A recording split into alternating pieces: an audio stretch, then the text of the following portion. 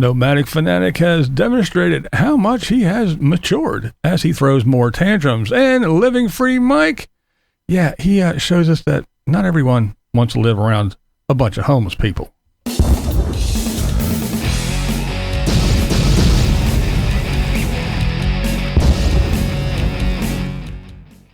Let's start with Living Free Mike. All right, Mike is pushing e-bikes. That's right. Everyone is the best. That's right.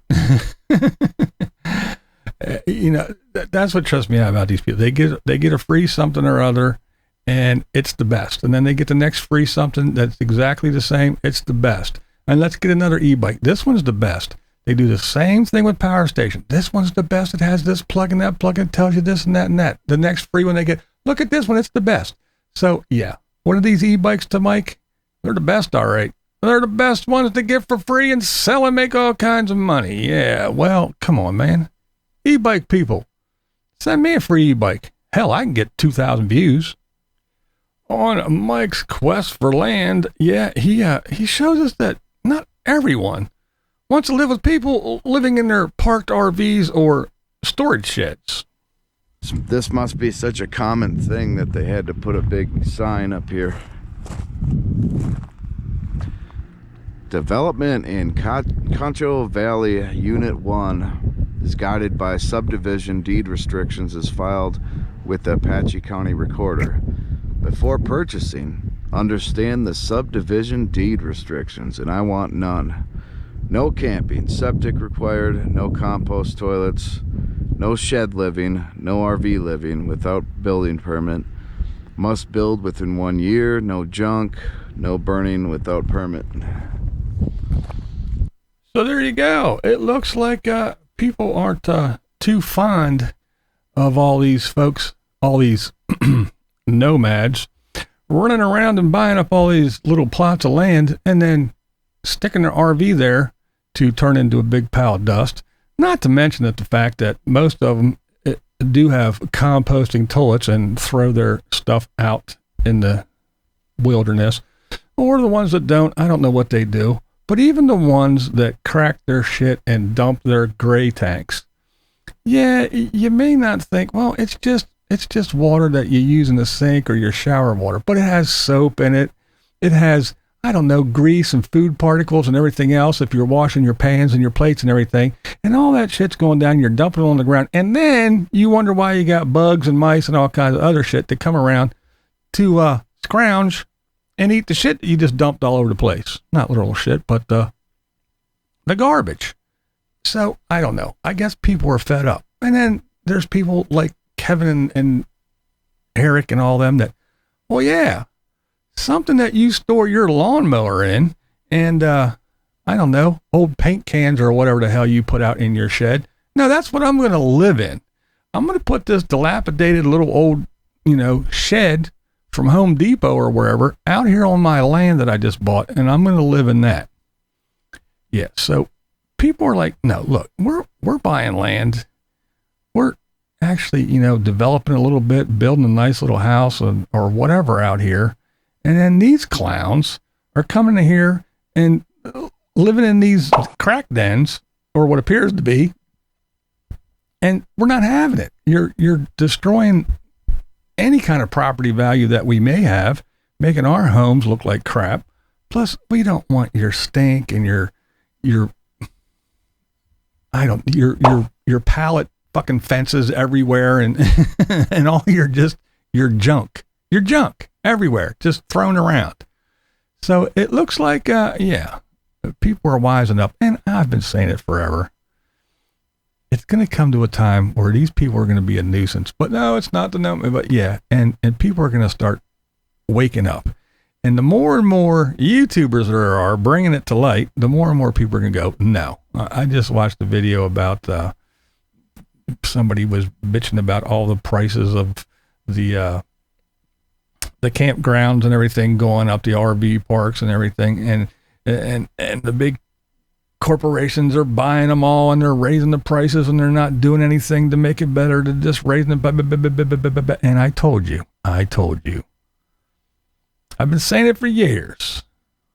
This little fad or lifestyle, whatever you want to call it, it's going to catch on, and everybody's going to go, look at all the millions of people doing this. We're going to make money off these fools somehow, because they're not going to escape.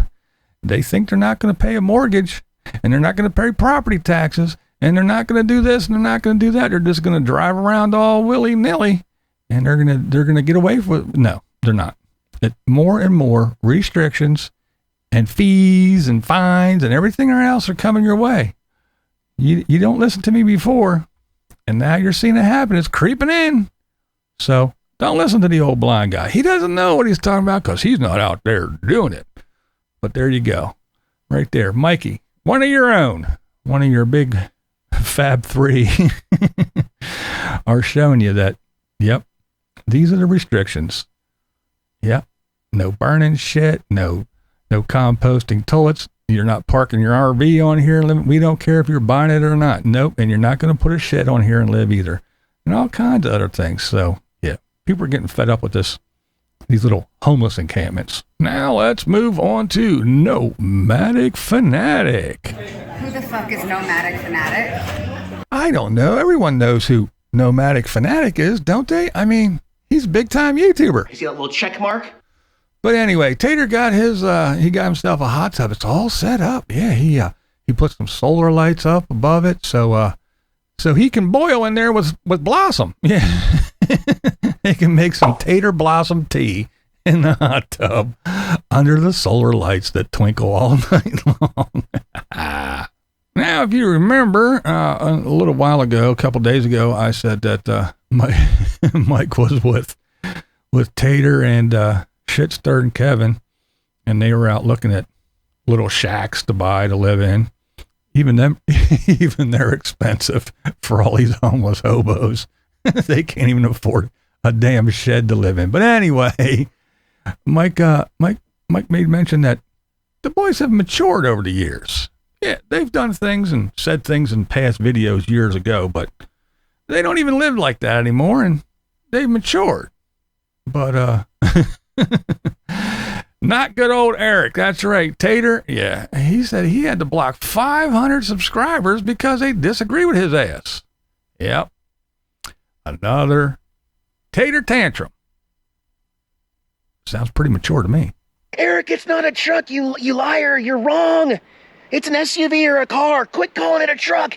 It's not a truck, you idiot.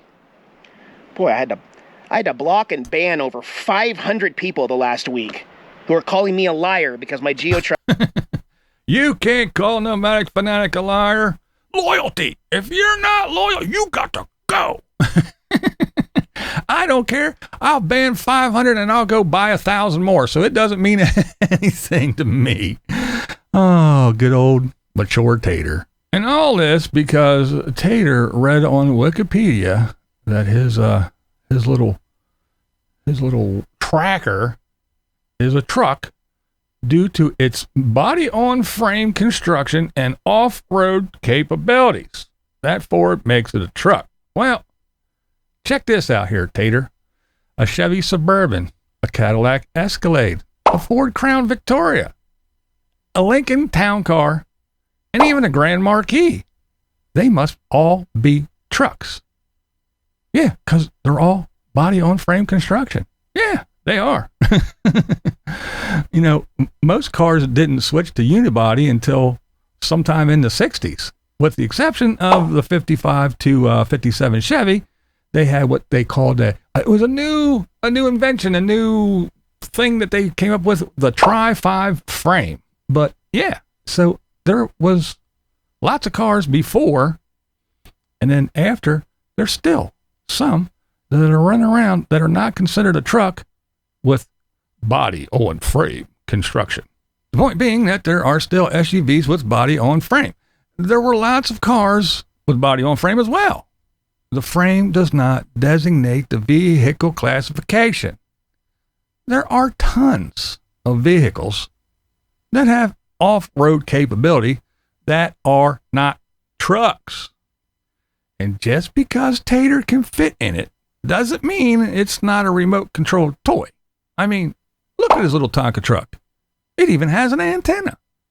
Tater also shares more disgust about his bad decisions. That's right. Tater's lack of work ethic causes him to buy a robot cat litter box. All right, this plastic cement mixer with 9 sensors shifts cat shit automatically.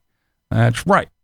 Tater loved this work eliminator so much, he removed his front passenger seat so it could ride right up next to old Tater. Now, the placement of this would lead one to believe that it wasn't the smell that repelled our little pudgy pizza slurper from the task of shit shoveler. No, it had to be something else. Our portly prince of gadgets was disappointed when his robot shit box expired after 1 short year. With our deadbeat RVer desperate to avoid work, he purchased yet another one. I mean, what's $700 to a guy that swindles? Makes $100K a year. This, however, is not even the end of this salivator's saga. After telling people how great this mechanical mess mixer was, our tiny tantrum thrower has had enough after his 3rd robot shit stir passenger, well, it literally took a shit. Computerized with too many sensors and so sensitive, just $700.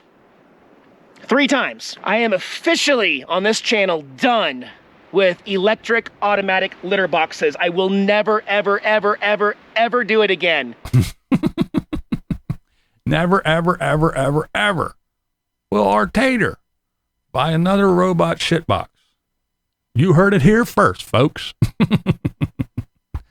And it only took Tater $2,100 to realize that having 2 cats might require you to get your hands dirty. I guess now Tater will have to pay a person to sit up front on the floor and toss turds as the fuzzy butts drop a deuce. I'm BlindViews, and that's the way I see it. What we do here is go back.